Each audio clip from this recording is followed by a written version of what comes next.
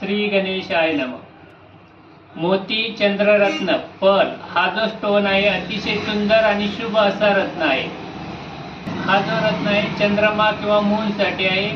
कर्क राशीच्या लोकांना परिधान करण्याचा नेहमी सल्ला दिला जातो। पत्रिकेमध्ये चंद्रमाची स्थिती कमजोर असेल, तसेच मानसिक ताणतणाव, चिंता, काळजी, एकटेपणा वाटणे, मनामध्ये नकारात्मक निगेटिव्ह थॉट्स येणे, विनाकारण भीती वाटणे, कुठल्याही कामामध्ये अभ्यासामध्ये मन न लागणे, लक्ष न लागणे, तर अशा व्यक्तींना मोती वापरण्याचा सल्ला जनरली दिला जातो।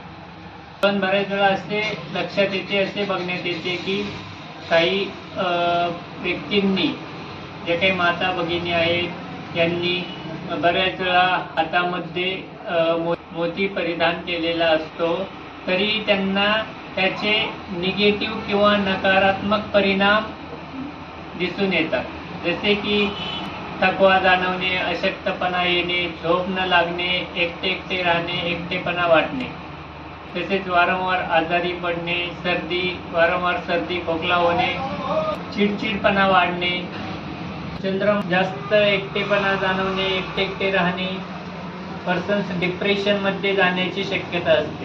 त्यामुळे मोती वापरताना अगोदर तज्ञ किंवा कुठल्याही प्रकारचे स्टोन वापरताना नेहमी तज्ञाच्या सल्ल्याने त्यांच्या सल्ल्याने घ्यावे। माझी एनर्जी, ऊर्जा वाढविण्यासाठी याचा उपयोग केला जातो। मोती या रत्नास बघता क्षणी मन अतिशय प्रसन्न होते, मनात शांतता लाभते। त्याच वेळा चांदीच्या रिंग मध्ये मोती परिधान करतात। मन शांत प्रसन्न राहण्यासाठी, मनामध्ये पॉझिटिव्ह थॉट, सकारात्मक विचार येण्यासाठी याचा वापर करतात। वापरण्यापूर्वी जन्मपत्रिकेमध्ये चंद्रमाची स्थिती, पोझिशन कशी आहे याचा अभ्यास करणे फार महत्त्वाचे असते। जसे की चंद्रमावरती, मूनवरती अशुभ ग्रहांची जर दृष्टी असेल, दृष्टी संबंध असेल, जसे की मंगळ आहे, शनी, राहू यासारख्या ग्रहांचे जर दृष्टी असेल तर मोती काळजीपूर्वक वापरावा। तसेच जन्मपत्रिकेमध्ये 5व्या, 6व्या, 8व्या किंवा 12व्या जन्मपत्रिकेमध्ये मून 5, 6, 8, 12 या हाऊसमध्ये असेल तर अशा व्यक्तींनी काळजीपूर्वक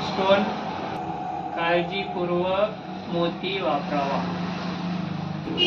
तसेच मेष, वृश्चिक, मकर, कुंभ, कन्या या राशीच्या लोकांनी नेहमी रत्नतज्ञ आहेत यांच्या मार्गदर्शनाने, यांच्या ॲडवाइसनी मोती वापरावा।